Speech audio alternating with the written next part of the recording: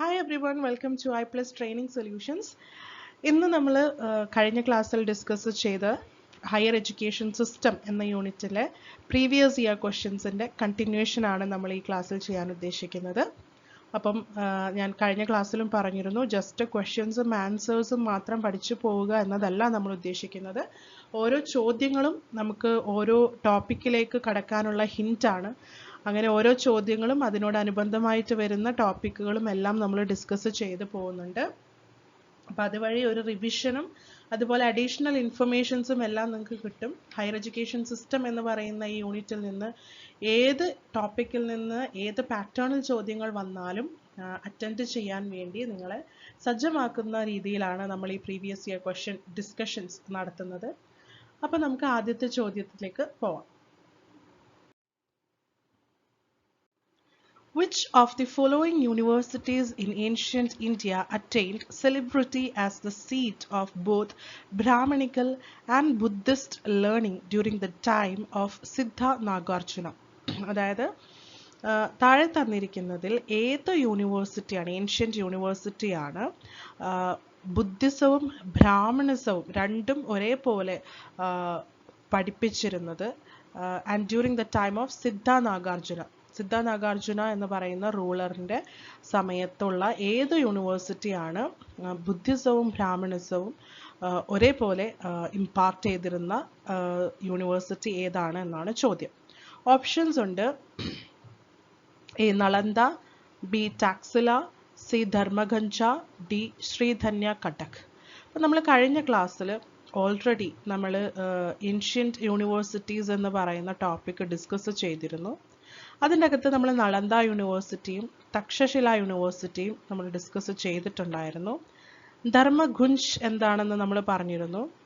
അത് ലൈബ്രറിയുടെ പേരാണ് എന്ന് നമ്മൾ മൗണ്ടൻ ഓഫ് നോളജ് എന്ന് പറയുന്ന നളന്ദ യൂണിവേഴ്സിറ്റിയുടെ ലൈബ്രറിയുടെ പേരാണ് ധർമ്മഗുഞ്ച് എന്ന് നമ്മൾ പറഞ്ഞിരുന്നു. പിന്നെ പുതുതായി നമ്മുടെ ഓപ്ഷനിൽ വന്നിരിക്കുന്നത് ശ്രീധന്യ കട്ടക് ആണ്. അപ്പോൾ ഇതിൻ്റെ ആൻസർ വന്നിട്ട് ഓപ്ഷൻ ഡി ശ്രീധന്യ കട്ടക് ആണ്. കാരണം നളന്ദയും തക്ഷശിലയും ഒക്കെ നമ്മൾ ഡിസ്കസ് ചെയ്തിരുന്ന സമയത്ത് ഒരിക്കലും നമുക്കറിയാം, അത് ഒരുമിച്ച് ബ്രാഹ്മണിക്കൽ ആൻഡ് ബുദ്ധിസ്റ്റ് ലേണിംഗ് അല്ല അവിടെ കൊടുത്തിരുന്നത്. സെപ്പറേറ്റ് ആയിട്ടാണ്. ചില യൂണിവേഴ്സിറ്റീസ് ബുദ്ധിസത്തിന് ഫോക്കസ് ചെയ്തപ്പോൾ ചില ബ്രാഹ്മണിസത്തിന് ഫോക്കസ് ചെയ്തു. അത് ഏതൊക്കെ യൂണിവേഴ്സിറ്റീസ് ആണ് എന്തിനൊക്കെയാണ് ഫോക്കസ് ചെയ്തത് എന്നൊക്കെ നമ്മൾ കഴിഞ്ഞ ക്ലാസ്സിൽ ആ ഒരു ടോപ്പിക്കിൽ ഡീറ്റെയിൽഡ് ആയിട്ട് നമ്മൾ ഡിസ്കസ് ചെയ്തിരുന്നു. ഇനി എന്താണ് ഈ ശ്രീധന്യ കട്ടക് എന്ന് നോക്കാം. The answer is option D Sridhanya Kattak. ആൻസറിൻ്റെ ഒരു എക്സ്പ്ലനേഷനും കൂടെ നമുക്ക് നോക്കാം.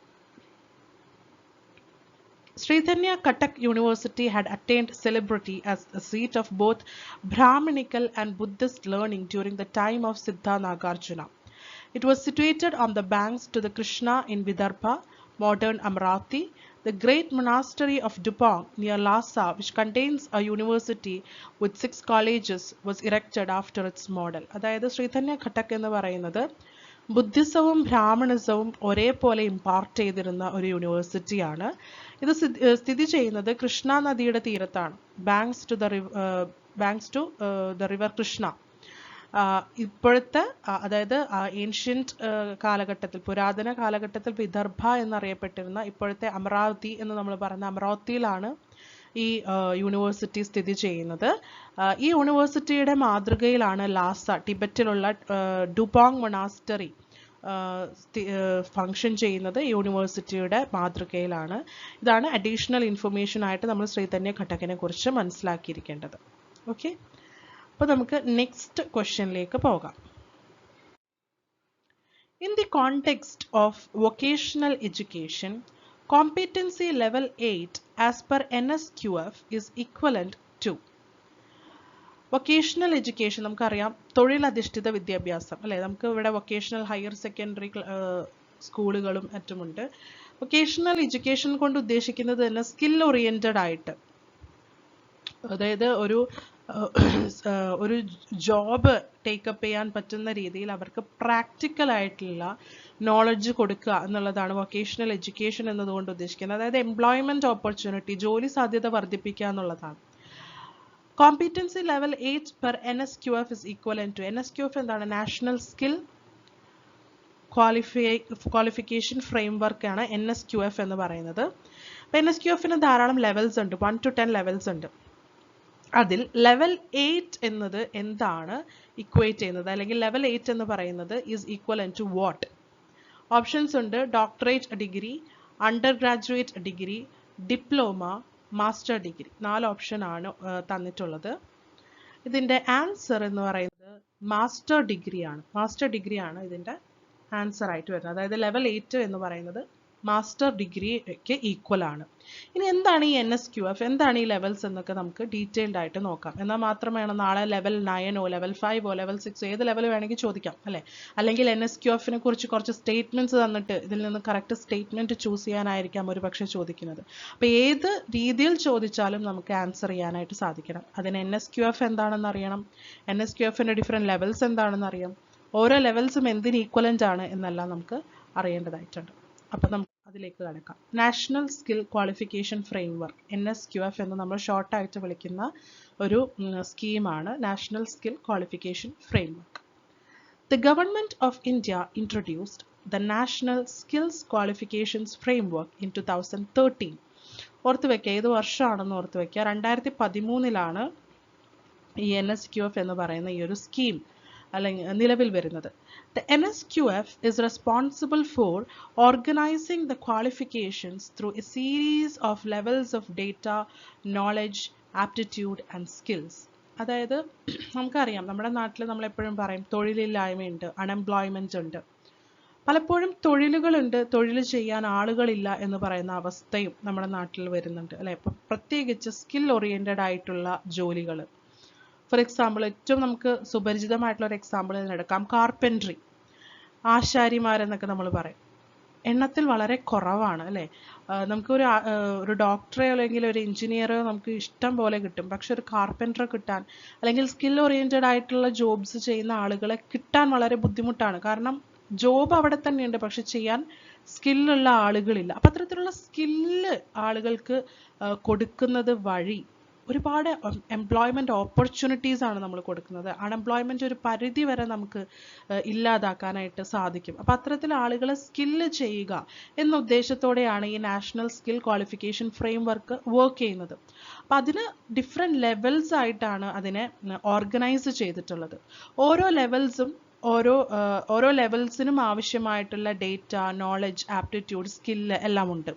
ആ ലെവലാണ് നമ്മൾ ചോദ്യത്തിൽ വന്നിട്ടുള്ള ലെവൽ 8ന്റെ ഇക്വലന്റ് എന്താണെന്നുള്ള ചോദ്യം വന്നത് ആ ലെവൽസ് എന്ന് പറയുന്ന ആ ഒരു ഫോർമാറ്റിൽ നിന്നാണ്. അത് എന്തൊക്കെയാണെന്ന് നമുക്ക് വിശദമായിട്ട് നോക്കാം.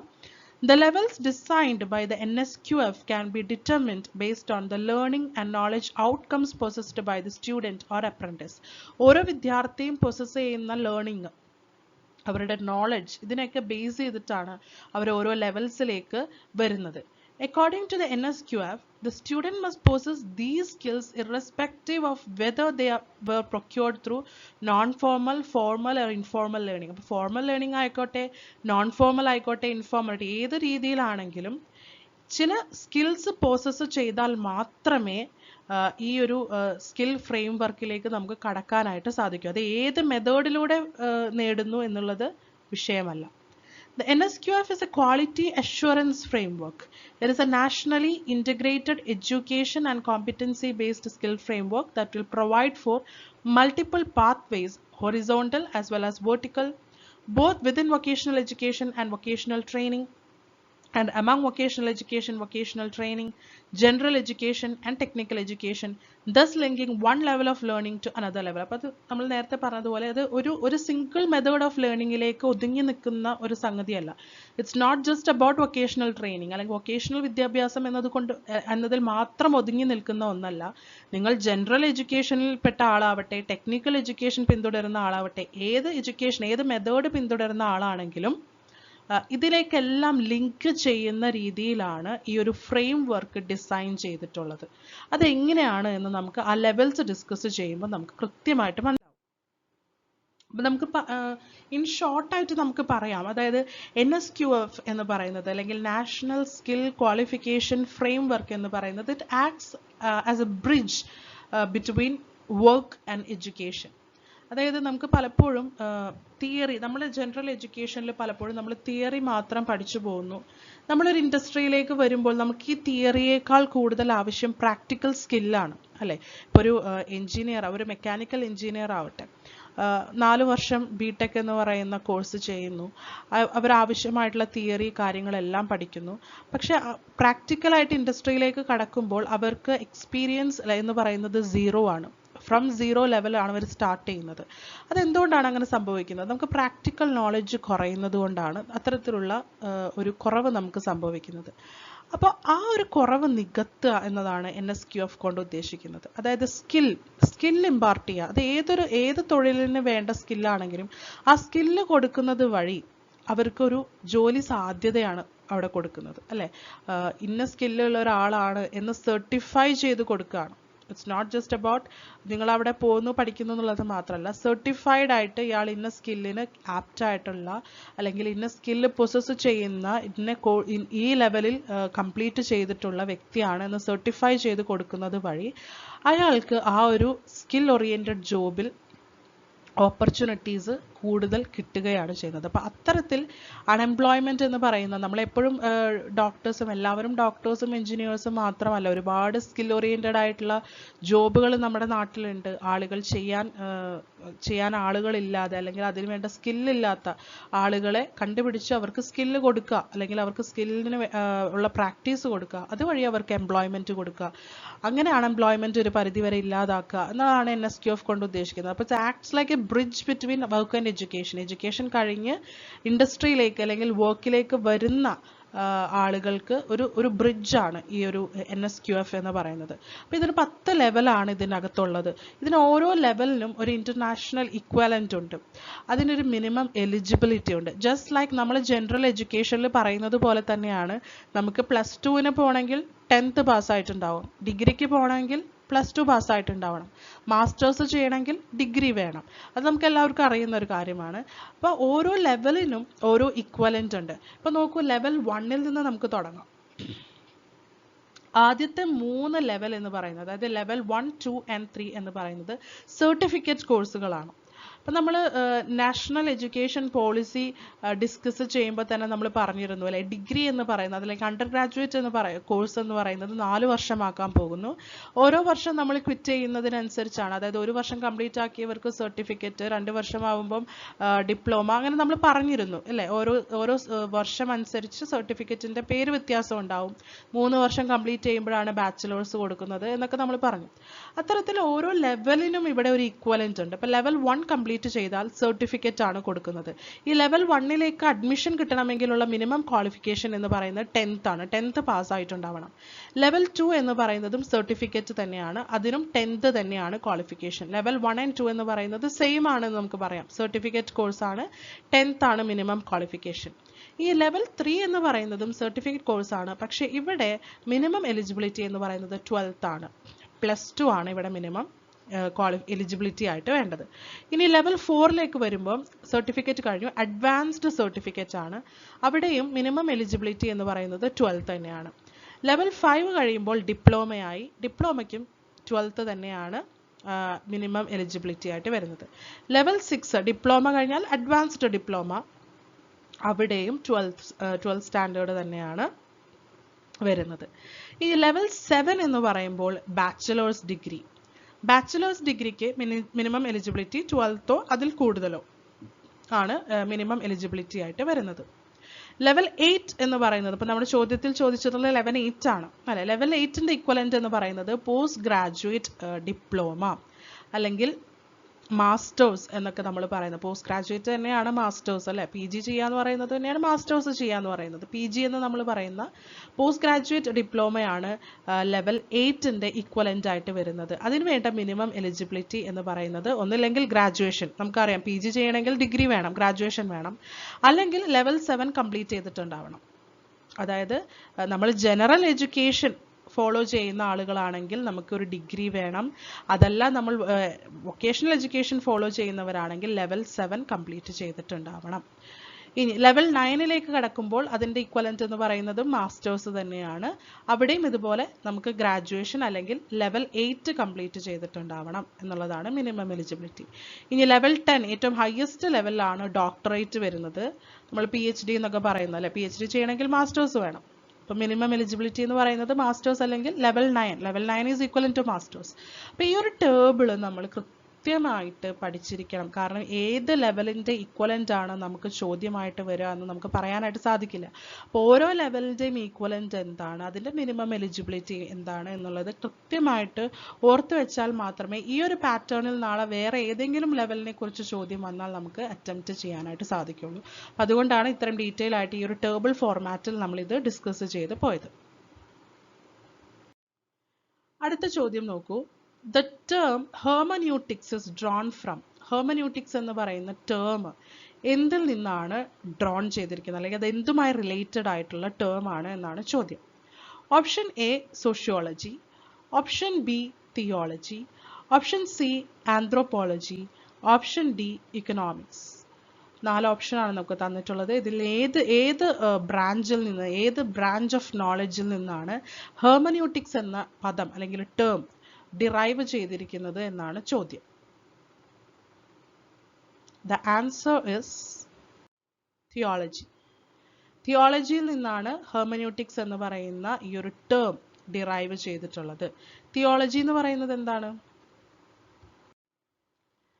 തിയോളജി എന്ന് പറയുന്നത് ഇറ്റ്സ് ആക്ച്വലി ബിബ്ലിക്കൽ ടെക്സ്റ്റ് അല്ലെങ്കിൽ അങ്ങനത്തെ Bible, God and religious related ആയിട്ടുള്ള ദൈവശാസ്ത്രം എന്നൊക്കെ നമുക്ക് പറയുന്നതിനാണ് തിയോളജി എന്ന് പറയുന്നത്. So hermeneutics is the theory and methodology of interpretation of biblical text, wisdom literature and philosophical text. അതായത് biblical text, wisdom literature, philosophical text, ഇതിൻ്റെയൊക്കെ എല്ലാം പഠനവും ഇന്റർപ്രിട്ടേഷനും ആണ് നമ്മൾ ഹെർമന്യൂട്ടിക്സ് എന്ന് പറയുന്ന ടേം കൊണ്ട് ഉദ്ദേശിക്കുന്നത്.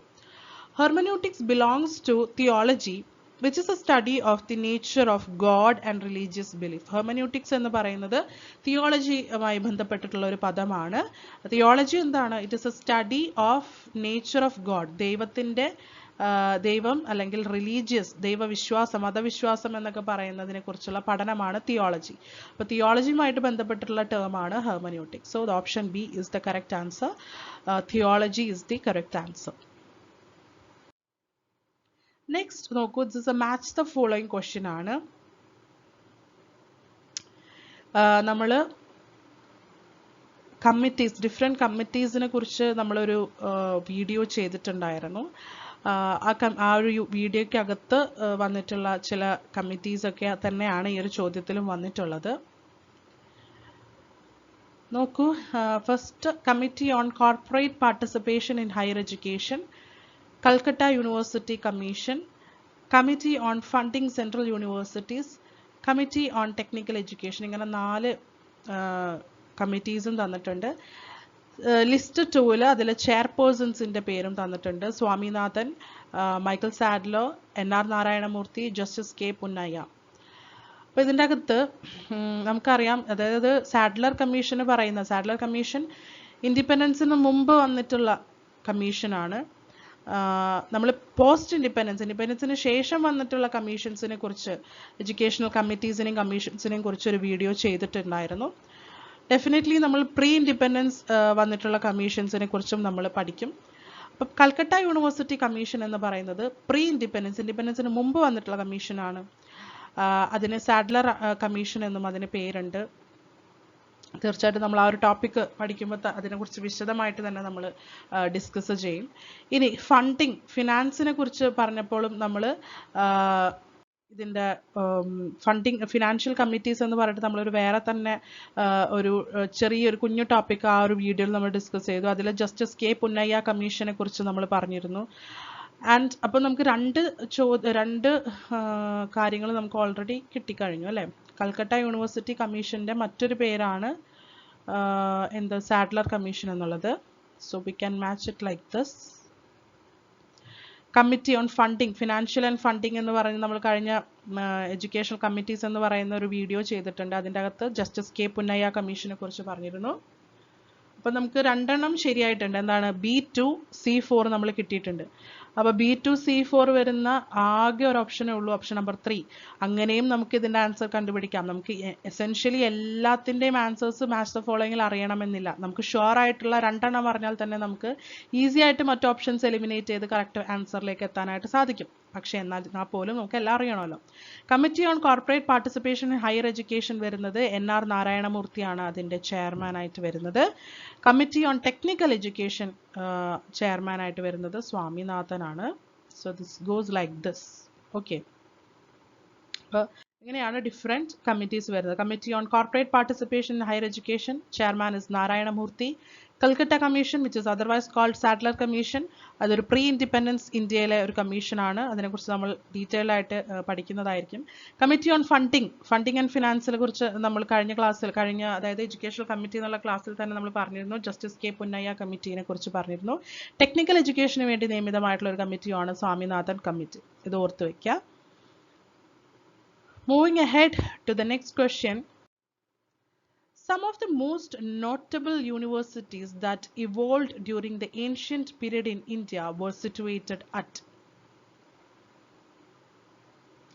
അതായത്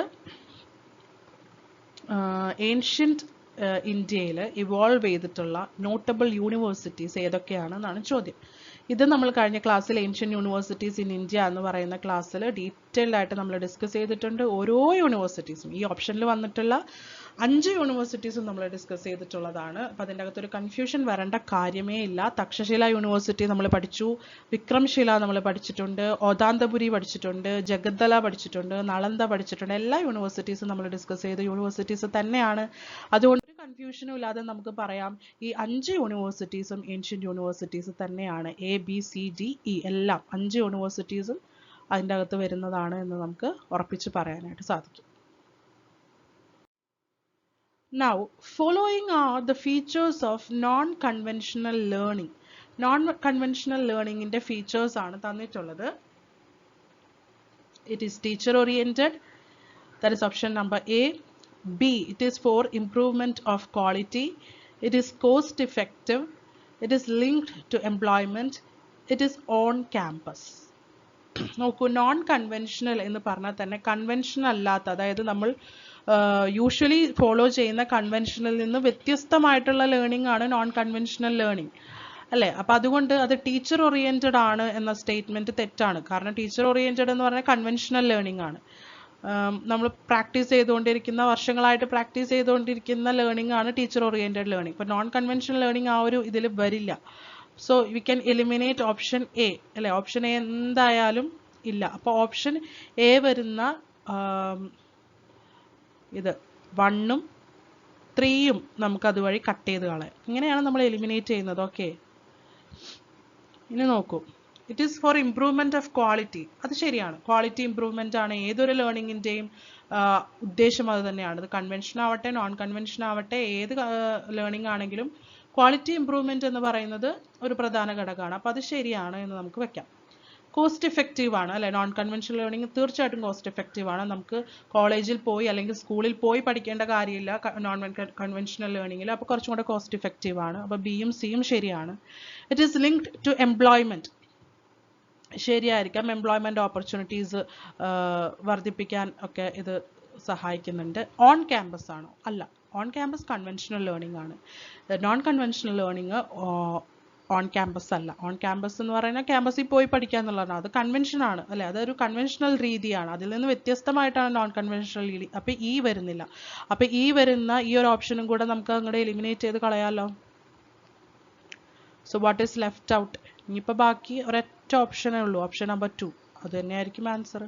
ഈ രീതിയിൽ നമുക്ക് എലിമിനേറ്റ് ചെയ്യാൻ പറ്റുന്നുണ്ടെങ്കിൽ ഈസി ആയിട്ട് നമുക്ക് കൂടുതലൊന്നും ചിന്തിക്കാതെ തന്നെ ആൻസറിലേക്ക് വരാൻ പറ്റും. ബി, സി ആൻഡ് ഡി, അതായത് improvement of quality, cost effective, linked to employment. അപ്പം നമുക്ക് ഏതെങ്കിലും പോയിന്റിൽ കൺഫ്യൂഷൻ ഉണ്ടെങ്കിൽ പോലും നമുക്ക് ഈ ഒരു എലിമിനേഷൻ മെത്തേഡ് യൂസ് ചെയ്തിട്ട് നമുക്ക് കറക്റ്റ് ആൻസറിലേക്ക് ഓട്ടോമാറ്റിക്കായിട്ട് നമുക്ക് വരാനായിട്ട് സാധിക്കും. അപ്പോൾ ഇവിടെ നമ്മൾ ഇത് ഏത് ഏരിയയിൽ നിന്നാണ് വന്നിരിക്കുന്നത്? Conventional learning, non conventional learning എന്നൊക്കെ പറഞ്ഞിട്ട് different forms of types of learning ഉണ്ട്. ആ ഒരു ഭാഗത്ത് നിന്നാണ് ഈ ഒരു ചോദ്യം വന്നിട്ടുള്ളത്. അപ്പോൾ അതുകൊണ്ട് നാളെ ഇനിയിപ്പോൾ നോൺ കൺവെൻഷണൽ ലേണിംഗ് ആയിരിക്കില്ല ചിലപ്പോൾ ഒരു പക്ഷേ ചോദിക്കുന്നത്. നാളെ following are the features of conventional learning എന്ന് പറഞ്ഞിട്ട് അതായിരിക്കാം കറക്റ്റ് ഓപ്ഷൻസ് ചൂസ് ചെയ്യേണ്ടത്. അപ്പം നമുക്ക് ഈ ഒരു ഓറിയന്റൽ ലേണിംഗ് ഉണ്ട്. അപ്പോൾ ഈ ടൈപ്സ് ഓഫ് ലേണിംഗ് എന്തൊക്കെയാണ്, ഓരോന്നിൻ്റെയും ഫീച്ചേഴ്സ് എന്തൊക്കെയാണ് എന്ന് നമുക്ക് ജസ്റ്റ് ഒന്ന് നോക്കാം. Oriental learning is a first form of learning.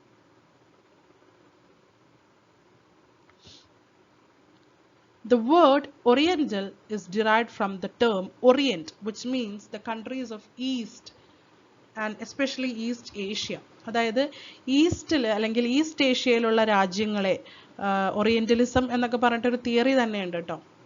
Edward സെയ്ദിൻ്റെ ഒരു തിയറി തന്നെയുണ്ട് ഓറിയന്റലിസം എന്നൊക്കെ പറഞ്ഞിട്ട്. അപ്പോൾ ഈസ്റ്റിനെ കുറിച്ച് സംസാരിക്കാൻ അല്ലെങ്കിൽ ഈസ്റ്റ് ഏഷ്യൻ രാജ്യങ്ങളെ കുറിച്ച് അല്ലെങ്കിൽ അതിനെ സൂചിപ്പിക്കുന്ന ഒരു പദമാണ് ഓറിയന്റ് എന്ന് പറയുന്നത്. അപ്പം വെസ്റ്റേൺ രാജ്യങ്ങൾ, ഈസ്റ്റേൺ രാജ്യങ്ങളെ കുറിച്ച് പറയാൻ വേണ്ടി യൂസ് ചെയ്യുന്ന ടേമാണ് ഓറിയന്റൽ കൺട്രീസ് എന്നൊക്കെ നമ്മൾ പറയും. അപ്പോൾ ആ ഒരു പദത്തിൽ നിന്നാണ് ഓറിയന്റൽ ലേണിംഗ് എന്ന് പറയുന്ന ഈ ഒരു വേർഡ് ഡിറൈവ് ചെയ്തിട്ടുള്ളത്. The Orient is a historical term for east, traditionally comprising anything that belongs to the eastern world. അതായത് ഈസ്റ്റേൺ വേൾഡിനെ കുറിച്ച് പറയാൻ, അതിൻ്റെ എന്തിനെ കുറിച്ച്, കൾച്ചറിനെ കുറിച്ചാവട്ടെ, വിദ്യാഭ്യാസത്തിനെ കുറിച്ചായിരിക്കട്ടെ, അവരുടെ ജീവിത രീതി ആവട്ടെ, എന്തോ ആവട്ടെ, അതിനെക്കുറിച്ചെല്ലാം കൂടി പറയാൻ വേണ്ടി യൂസ് ചെയ്യുന്ന ഒരു ഹിസ്റ്റോറിക്കൽ ടേം ആണ് ഓറിയന്റ് എന്നുള്ളത്. Oriental countries, oriental culture, oriental life എന്നൊക്കെ പറയുന്നത് ഈസ്റ്റേൺ വേൾഡിനെ കുറിച്ചാണ്. Before the East India Company embarked its political career in India, there was no organized education supported by the states. Both Hindus and Muslims had their own indigenous systems, each deeply rooted with the great tradition of learning and scholarship behind them. The study of ancient and traditional education was called Oriental learning by Europeans and Britishers. അതായത് east India company നമ്മുടെ നാട്ടിൽ വരുന്നതിന് മുമ്പ്, ഇന്ത്യയിൽ വരുന്നതിന് മുമ്പ് നമുക്കൊരു organised education system ഒന്നും ഉണ്ടായിരുന്നില്ല. അപ്പോൾ ബ്രിട്ടീഷുകാരാണ് നമുക്കൊരു എഡ്യൂക്കേഷൻ സിസ്റ്റം, പ്രോപ്പറായിട്ടുള്ള ഒരു ഓർഗനൈസ്ഡ് ആയിട്ടുള്ള ഒരു എഡ്യൂക്കേഷൻ സിസ്റ്റം ഇന്ത്യയിലേക്ക് കൊണ്ടുവരുന്നത് ബ്രിട്ടീഷുകാരാണ്. അപ്പം അതിനു മുമ്പ് നമുക്കൊരു പ്രോപ്പർ സിസ്റ്റം ഉണ്ടായിരുന്നില്ല. അതായത് ഹിന്ദുസിൻ്റെതായിട്ടുള്ള ഒരു സിസ്റ്റം ഉണ്ടായിരുന്നു, മുസ്ലിംസിൻ്റെതായിട്ടുള്ള ഒരു സിസ്റ്റം ഉണ്ടായിരുന്നു. അല്ലാതെ എല്ലാവർക്കും ഉപകാരപ്രദമായിട്ടുള്ള ഒരു സെക്യുലർ ലേണിംഗ് ആ ഒരു സമയത്ത് ഉണ്ടായിരുന്നില്ല. അപ്പോൾ ഹിന്ദുസ് പഠിക്കുന്നത് തീർച്ചയായിട്ടും അവരുടെ ട്രഡീഷൻസിൽ റൂട്ട് ചെയ്തിട്ടുള്ള കാര്യങ്ങളായിരിക്കും, മുസ്ലിംസ് പഠിക്കുന്നത് അവരുടെ ട്രഡീഷൻസ് റൂട്ട് ചെയ്തിട്ടുള്ള കാര്യങ്ങളായിരിക്കും. അപ്പം ഈ study of ancient and traditional education was called oriental learning. അതായത് ഏൻഷ്യൻ്റ് എഡ്യൂക്കേഷൻ അല്ലെങ്കിൽ ഇന്ത്യയിൽ അന്ന് നിലനിന്നിരുന്ന, ബ്രിട്ടീഷുകാർ വരുന്നതിന് മുമ്പ് നിലനിന്നിരുന്ന പുരാതനമായിട്ടുള്ള പാരമ്പര്യത്തിൽ ഊന്നിയിട്ടുള്ള ട്രഡീഷണൽ എഡ്യൂക്കേഷനെയാണ് ഈ യൂറോപ്യൻസും ബ്രിട്ടീഷേഴ്സും വിളിച്ചിരുന്ന പേരാണ് ഓറിയന്റൽ ലേണിംഗ്. അതായത് ഈസ്റ്റ് ഇന്ത്യ കമ്പനി വരുന്നതിന് മുമ്പ് ഇന്ത്യയിൽ നിലനിന്നിരുന്ന ട്രഡീഷനിൽ ഊന്നിയിട്ടുള്ള, ട്രഡീഷണൽ ഫോക്കസ് കൊടുത്തിട്ടുള്ള അല്ലെങ്കിൽ ഏൻഷ്യൻ്റ് സിസ്റ്റത്തിനെയാണ്, ഏൻഷ്യൻ്റ് ലേണിങ്ങിനെയാണ് ഓറിയന്റൽ ലേണിംഗ് എന്ന് അവർ വിളിച്ചിരുന്നതാണ് കേട്ടോ. യൂറോപ്യൻസും ബ്രിട്ടീഷേഴ്സും നൽകിയ പേരാണത് ഓറിയന്റൽ ലേണിംഗ് എന്നത്. അതായത് അവർ വരുന്നതിന് മുമ്പ് നമ്മൾ ട്രഡീഷൻസ്, അത് ഓരോ മതവിഭാഗങ്ങളും അവരുടെ ട്രഡീഷൻസിൽ ഫോക്കസ് ചെയ്തിട്ടാണ് പഠിച്ചുകൊണ്ടിരുന്നത്. ആ ഒരു ലേണിങ്ങിനെയാണ് ഓറിയന്റൽ ലേണിംഗ് എന്ന് ബ്രിട്ടീഷേഴ്സ് അല്ലെങ്കിൽ ഈസ്റ്റേൺ, അതായത് വെസ്റ്റേണേഴ്സ്, യൂറോപ്യൻസ് വിളിച്ചിരുന്നത്. In ancient India, both formal and informal ways of education system existed. ഇപ്പോൾ ഇന്ത്യയിൽ, പുരാതന ഇന്ത്യയിൽ രണ്ട് സിസ്റ്റവും എക്സിസ്റ്റ് ചെയ്തിട്ടുണ്ട്. അതായത് ഫോർമൽ എഡ്യൂക്കേഷനും ഉണ്ടായിരുന്നു, ഇൻഫോർമൽ എഡ്യൂക്കേഷനും ഉണ്ടായിരുന്നു. Indigenous education was imparted at home in temples, pathshalas, tolls, chatuspathis and gurukuls. അതായത് ഇൻഡിജീനിയസ്, അതായത് ഇന്ത്യയുടെ തനതായിട്ടുള്ള, ഇൻഡിജീനിയസ് എന്ന് ഉദ്ദേശിക്കുന്നത് ഏതൊരു സ്ഥലം അതിൻ്റെ തനതായിട്ടുള്ള എഡ്യൂക്കേഷൻ എന്നാണ്. അപ്പം ഇന്ത്യയുടെ ഇൻഡിജീനിയസ് എഡ്യൂക്കേഷൻ എവിടെയൊക്കെയാണ് കൊടുത്തിരുന്നത്?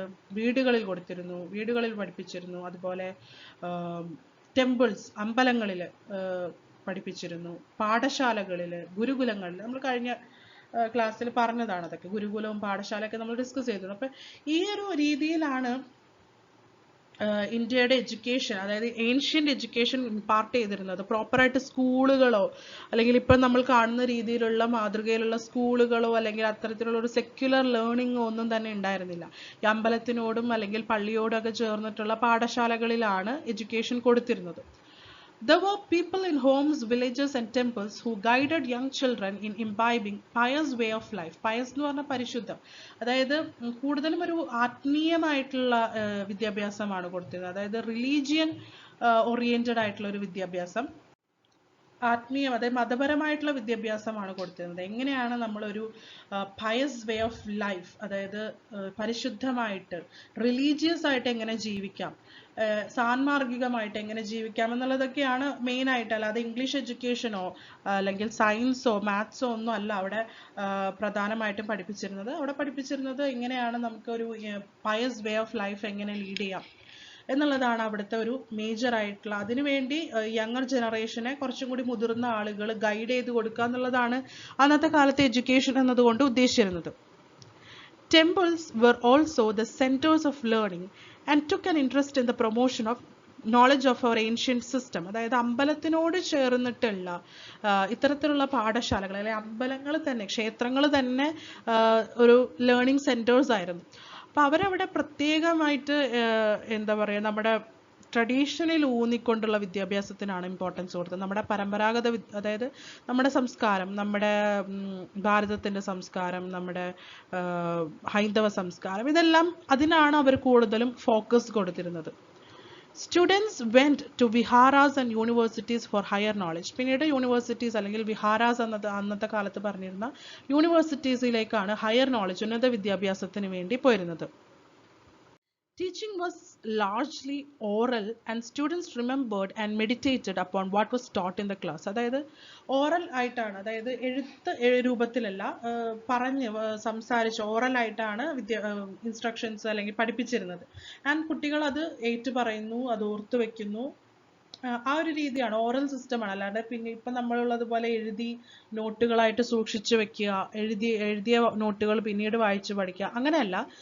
ടീച്ചേഴ്സ് അവിടെ ഓറലായിട്ട്, വാമൊഴിയായിട്ട് ക്ലാസ് എടുക്കുന്നു, കുട്ടികൾ അത് കേൾക്കുന്നു, ഓർത്ത് വെക്കുന്നു, പിന്നീട് അവർ ഓർത്തെടുക്കുന്ന കാര്യങ്ങൾ മെഡിറ്റേറ്റ് ചെയ്ത് മനസ്സിൽ സൂക്ഷിച്ചു വെക്കുന്നു. ഇങ്ങനത്തെ ഒരു സിസ്റ്റത്തിലാണ് ആ ഒരു എഡ്യൂക്കേഷൻ പോയിരുന്നത്.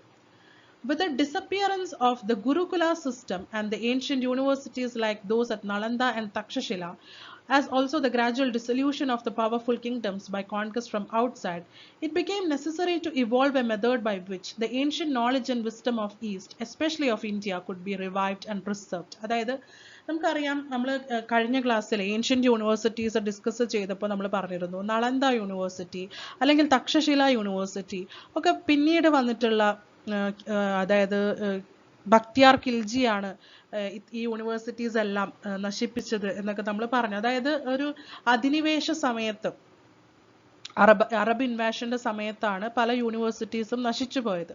അപ്പോൾ അതോടുകൂടി ഗുരുകുല സിസ്റ്റം ഒക്കെ ഇല്ലാതാവുന്നുണ്ട്.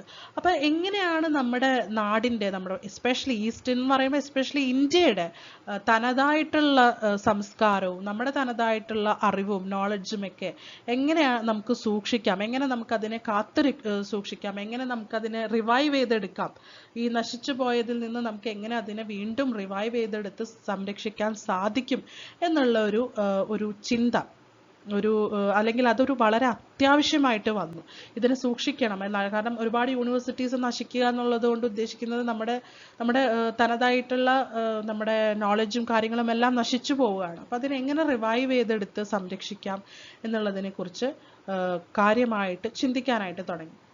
It is the Western scholars of the 19th and 20th centuries who were mainly responsible for this revival, though many an Indian scholar also has contributed considerably to it. അതായത് western scholars, അതായത് യൂറോപ്പിൽ നിന്നും ബ്രിട്ടനിൽ നിന്നും വന്ന scholars ആണ് പിന്നീട് 19th സെഞ്ചുറിയിലും 20th സെഞ്ചുറിയൊക്കെ ആയപ്പോഴത്തേക്കും ഈ ഒരു നശിച്ചുപോയ യൂണിവേഴ്സിറ്റികളിൽ നിന്ന് നശിച്ചുപോയ നമ്മുടെ നോളജും നമ്മുടെ വിസ്ഡവും എല്ലാം റിവൈവ് ചെയ്തെടുക്കാൻ വേണ്ടി സഹായിച്ചത്. ഇന്ത്യൻ സ്കോളേഴ്സും അതിലേക്ക് കോൺട്രിബ്യൂട്ട് ചെയ്തിട്ടുണ്ട്.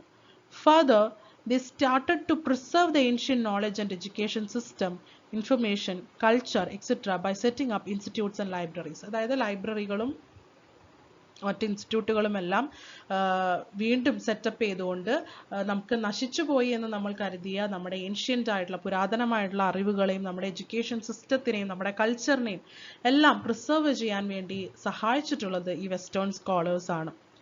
ഓക്കെ, അപ്പോൾ അതാണ് ഓറിയന്റൽ ലേണിങ്ങിനെ കുറിച്ച് നമ്മൾ. ഇനി ഓറിയന്റൽ റിസർച്ച് ഇൻസ്റ്റിറ്റ്യൂട്ട്സ് ഉണ്ട് ഇന്ത്യയിൽ. അതായത് നമ്മുടെ ഏൻഷ്യൻ്റ് ആയിട്ടുള്ള നമ്മുടെ നോളജിനെ കുറിച്ച് ഗവേഷണം ചെയ്യുന്ന ഗവേഷണ കേന്ദ്രങ്ങളുണ്ട്. പലപ്പോഴും നമുക്ക് ക്വസ്റ്റ്യൻ പേപ്പറിൽ വരുന്ന ഒരു ചോദ്യമാണ്. അതായത് ഒരു list of list of institutes തന്നിട്ട് അതിൽ നിന്ന് ഓറിയന്റൽ ഇൻസ്റ്റിറ്റ്യൂട്ടിനെ ഐഡന്റിഫൈ ചെയ്യാൻ വേണ്ടി ചോദ്യം ഉണ്ടായിട്ടുണ്ട്. മുമ്പ് പരീക്ഷകളിൽ വന്നിട്ടുള്ള ചോദ്യമാണ്. അപ്പോൾ അതുകൊണ്ട് തന്നെ ഓറിയന്റൽ ഇൻസ്റ്റിറ്റ്യൂട്ട്സ് ഏതൊക്കെയാണ് അറ്റ്ലീസ്റ്റ് പേരുകളെങ്കിലും നമ്മൾ അറിഞ്ഞിരിക്കണം. എന്നാൽ മാത്രമേ നമുക്ക് ആ ഒരു ലിസ്റ്റിൽ നിന്ന് ഓറിയന്റൽ ഇൻസ്റ്റിറ്റ്യൂട്ട് ഏതാണെന്ന് നമുക്ക് ഐഡന്റിഫൈ ചെയ്യാനായിട്ട് സാധിക്കും. അപ്പോൾ അതിനുവേണ്ടിയാണ് ഈ ഒരു ടോപ്പിക്ക് നമ്മൾ ഡീറ്റെയിൽ ആയിട്ട് നോക്കുന്നത്. A lot of the ancient wisdom has been buried in the millions of manuscripts lying uncared for in our temples, mathas and private libraries of scholars or their descendants. നമ്മുടെ ഒരുപാട് നമ്മുടെ ancient ആയിട്ടുള്ള നമ്മുടെ നോളജും വിസ്ഡവും എല്ലാം നശിച്ചു പോയി. ഇപ്പം മണ്ണിനടിയിൽ എന്നൊക്കെ നമ്മൾ പറയുന്ന രീതിയിലായി. നമുക്കത് കൃത്യമായിട്ട് സംരക്ഷിക്കാനോ സൂക്ഷിച്ചു വെക്കാനോ ഒന്നും നമുക്ക് സാധിച്ചിട്ടില്ല. അമ്പലങ്ങളിലും മഠങ്ങളിലും പ്രൈവറ്റ് ലൈബ്രറിയിലും ഒക്കെ ആയിട്ട് നമ്മുടെ നാടിൻ്റെ ഒരുപാട് തനതായിട്ടുള്ള ഹിസ്റ്ററിയും തനതായിട്ടുള്ള കൾച്ചറും അൺകെയർഡായിട്ട് ആരും ശ്രദ്ധിക്കാതെ ആരും സംരക്ഷിക്കാതെ കിടപ്പുണ്ട് എന്നാണ് പറയുന്നത്. The various oriental research institutes in our country have successfully collected quite a lot of them, are taking care of them and are also bringing them out as printed books. അപ്പോൾ നമ്മുടെ നാട്ടിലുള്ള ധാരാളം ഓറിയന്റൽ റിസർച്ച് ഇൻസ്റ്റിറ്റ്യൂട്ടുകൾ തീർച്ചയായിട്ടും അവർ ഗവേഷണം ചെയ്യുന്നത് ഈ ഒരു മേഖലയിലായിരിക്കും. അപ്പോൾ അവർ ഇത്തരത്തിലുള്ള രേഖകളും മറ്റും കളക്ട് ചെയ്ത് അതിനെ സംരക്ഷിച്ചു വെക്കുന്നുണ്ട്. പലതും പ്രിന്റഡ് ബുക്കുകളായിട്ട് പബ്ലിഷ് ചെയ്യുകയും കൂടെ ചെയ്യുന്നുണ്ട്. Modern science and technology are being put to good use in this noble work. But for the struggle of these institutes, our appalling ignorance of our glorious ancient culture would have been more appalling. അതായത് ഇത്തരത്തിലുള്ള institutes ഇല്ലായിരുന്നുവെങ്കിൽ നമ്മുടെ glorious ആയിട്ടുള്ള നമ്മുടെ ancient കൾച്ചറിൻ്റെ പൂർണ്ണമായിട്ടും നമ്മൾ അതിനെ ignore ചെയ്ത് അത് പൂർണ്ണമായിട്ടും അതൊരു എന്താ പറയുക നശിച്ചു പോയേനെ എന്നാണ് പറയുന്നത്. There are around 16 institutes or libraries whose work is consisted chiefly in collecting and collating rare manuscripts in the Oriental languages. അതായത് പ്രാകൃത് സംസ്കൃത് ഭാഷകളിലാണ് നമ്മുടെ ഏൻഷ്യൻ കൾച്ചറിനെ കുറിച്ചിട്ടുള്ള മാനസ്ക്രിപ്റ്റ്സ് എല്ലാം എഴുതിയിട്ടുള്ളത് അല്ലെങ്കിൽ സൂക്ഷിച്ചു വെച്ചിട്ടുള്ളത്. അപ്പം ഇത്തരത്തിലുള്ള മാനസ്ക്രിപ്റ്റ്സിനെ കളക്ട് ചെയ്ത് അതിനെ കമ്പൈൽ ചെയ്ത് സൂക്ഷിക്കുന്നതിൽ അറൗണ്ട് 16 ഇൻസ്റ്റിറ്റ്യൂട്ട്സും ലൈബ്രറീസുമാണ് ഇതിന് മേജറായിട്ട് ഈ ഒരു ഏരിയയിൽ വർക്ക് ചെയ്യുന്നത്. Dealing with religion, philosophy, literature, grammar, arts and sciences, editing them and publishing them with or without translations and explanatory notes. അപ്പോൾ ഇത്തരത്തിൽ ഉള്ള 16 വരുന്ന ഇന്ത്യയിലെ റിസർച്ച് ഇൻസ്റ്റിറ്റ്യൂട്ടുകളും ലൈബ്രറികളും എല്ലാം ചേർന്ന് ഇത്തരത്തിലുള്ള നമ്മുടെ ഓറിയന്റൽ കൾച്ചർ, നമ്മുടെ ഏൻഷ്യൻ്റ് കൾച്ചറിനെ കുറിച്ച് പ്രതിപാദിക്കുന്ന, അതിൻ്റെ അകത്ത് റിലീജിയനെ കുറിച്ച് പറയുന്നുണ്ട്, ഫിലോസഫിയെ കുറിച്ച് പറയുന്നുണ്ട്, ലിറ്ററേച്ചറിനെ കുറിച്ച് പറയുന്നുണ്ട്, ഗ്രാമറിനെ കുറിച്ച് പറയുന്നുണ്ട്, ആർട്സ് ആൻഡ് സയൻസ് ഉണ്ട്, എല്ലാം ഉണ്ട്. ഇത്തരത്തിലുള്ള മാനസ്ക്രിപ്റ്റുകൾ അത് ഭൂരിഭാഗവും രചിച്ചിട്ടുള്ളത് പ്രാകൃത് സംസ്കൃത് ഭാഷയിലാണ്. അപ്പം അത്തരത്തിലുള്ള മാനസ്ക്രിപ്റ്റുകളെ റിവൈവ് ചെയ്തെടുത്ത് അതിനെ കളക്ട് ചെയ്ത് എഡിറ്റ് ചെയ്ത് പ്രിന്റഡ് ബുക്കുകളായിട്ട് പബ്ലിഷ് ചെയ്യുന്നത് വഴി നമ്മുടെ ഇന്ത്യയുടെ നമ്മുടെ ഓറിയന്റൽ കൾച്ചറിനെ, നമ്മുടെ ഏൻഷ്യൻ്റ് കൾച്ചറിനെ ഒരു പരിധി വരെ അല്ലെങ്കിൽ ഒരു പരിധിയിൽ കൂടുതൽ സംരക്ഷിക്കാൻ ഇത്തരത്തിലുള്ള ഇൻസ്റ്റിറ്റ്യൂട്ടുകൾ നമ്മളെ സഹായിച്ചിട്ടുണ്ട്. അത്തരത്തിലുള്ള ഇൻസ്റ്റിറ്റ്യൂട്ടുകളെ നമുക്കൊന്ന് പരിചയപ്പെടാം. കാരണം പലപ്പോഴും ചോദ്യമായിട്ട് വരാറുണ്ട്, identify from the list the oriental institutes in India എന്ന് പറഞ്ഞൊരു ചോദ്യം വന്നാൽ അതിൽ ഏതൊക്കെയാണ് ഓറിയന്റൽ ഇൻസ്റ്റിറ്റ്യൂട്ട്, ഏതൊക്കെയാണ് അല്ലാത്തത് എന്ന് നമുക്ക് കൃത്യമായിട്ട് മനസ്സിലാക്കാനായിട്ട് സാധിക്കണം. അപ്പം നമുക്ക് നോക്കാം. First is Adyar library. The Theosophical Society of Madras was started in AD 1882 at Adayar, a suburb of Madras, and the library in AD 1886 by Colonel Olcott. This library has gradually grown into a research center in Oriental studies. The library also has been publishing a journal Brahmavidya since AD 1937. It gives all help and assistance to those scholars who intend to do research and special study. അതായത് Theosophical Society of Madras എപ്പോഴാണ് start ചെയ്തിരിക്കുന്നത്? AD 1882 Adyar എന്ന് പറയുന്ന മദ്രാസിലെ ഒരു സ്ഥലം, ഒരു സബർബിലാണ് ഈ ഒരു theosophical society of Madras form ചെയ്തിട്ടുള്ളത്.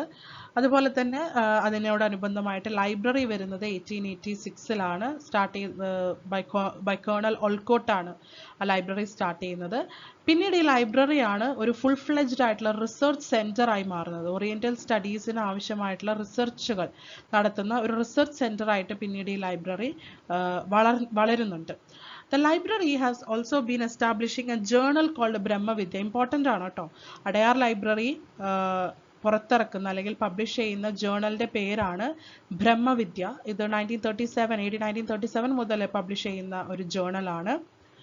ആൻഡ് ഈ ഒരു ലൈബ്രറി അല്ലെങ്കിൽ അടയാർ ലൈബ്രറി എന്താണ് ഉദ്ദേശിക്കുന്നത്? അതായത് റിസർച്ച് ചെയ്യുന്ന ആളുകൾക്ക്, ഓറിയന്റൽ സ്റ്റഡീസിൽ റിസർച്ച് ചെയ്യുന്ന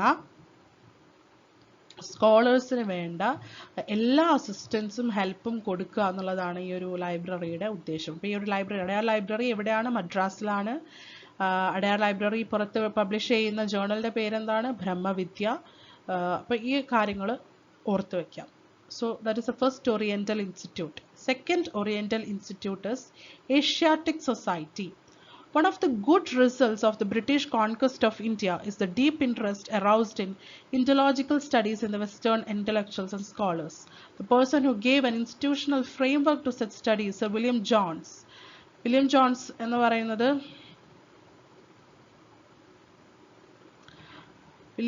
സർ വില്യം ജോൺസ് എന്ന് പറയുന്ന വെസ്റ്റേൺ സ്കോളർ ആണ് ശരിക്കും നമ്മുടെ ഇൻഡോളജിക്കൽ സ്റ്റഡീസ്, നമ്മുടെ ഇന്ത്യയെക്കുറിച്ചും നമ്മുടെ ഇന്ത്യൻ കൾച്ചറിനെ കുറിച്ചുള്ള സ്റ്റഡീസിനൊക്കെ വളരെയധികം ശരിക്കും പറഞ്ഞാൽ വെസ്റ്റേണേഴ്സ്, അതായത് വെസ്റ്റേൺ സ്കോളേഴ്സ് അല്ലെങ്കിൽ ബ്രിട്ടീഷേഴ്സ് നമ്മുടെ നാട്ടിൽ വന്നപ്പോഴാണ് ശരിക്കും അവരാണ് നമ്മുടെ ഇത്തരത്തിലുള്ള പഴയ മാനുസ്ക്രിപ്റ്റുകളും പഴയ കൾച്ചറുകളും എല്ലാം പഠിക്കാനും അതിനെക്കുറിച്ച് കൂടുതൽ ഇൻട്രസ്റ്റഡ് ആയിട്ട് അതിനു വേണ്ടിയിട്ടുള്ള ഇൻസ്റ്റിറ്റ്യൂട്ടുകൾ തുടങ്ങാനും ഒക്കെ അവർക്കായിരുന്നു കൂടുതൽ ഇൻട്രസ്റ്റ് ഉണ്ടായിരുന്നത്. അപ്പോൾ we should be thankful to them in that regard അല്ലേ. അപ്പോൾ ആ ഒരു കാര്യത്തിൽ നമുക്ക് ഒരു ബ്രിട്ടീഷ് കോൺക്വസ്റ്റ് ഓഫ് ഇന്ത്യയുടെ ഒരു ഗുഡ് റിസൾട്ട് അതാണ് എന്ന് പറയുമ്പോൾ ഒരുപാട് മോശം കാര്യങ്ങൾ സംഭവിച്ചിട്ടുണ്ടെങ്കിൽ പോലും നമ്മുടെ എഡ്യൂക്കേഷൻ സിസ്റ്റം എടുത്ത് നോക്കുകയാണെങ്കിൽ കുറച്ച് നല്ല കാര്യങ്ങളും അവർ ചെയ്തിട്ടുണ്ട്. അപ്പം അതിലൊരു കാര്യമാണ്, അതായത് നമ്മുടെ ഏൻഷ്യൻ കൾച്ചർ റിവൈവ് ചെയ്തെടുക്കുക എന്നുള്ളത്. അതിൽ വളരെ പ്രധാനപ്പെട്ട പങ്ക് വഹിച്ച ഒരാളാണ് sir William Jones.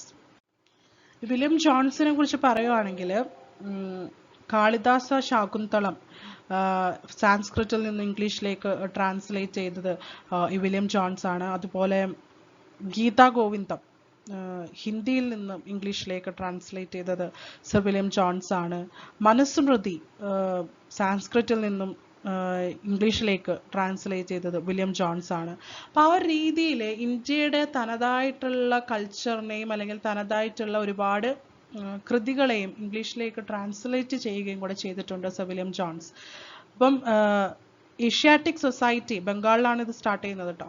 Asiatic society എന്ന് പറയുന്ന ഈ ഒരു വലിയൊരു ഓറിയന്റൽ ഇൻസ്റ്റിറ്റ്യൂട്ട് സ്റ്റാർട്ട് ചെയ്തിട്ടുള്ളത് സർ വില്യം ജോൺസ് ആണ്.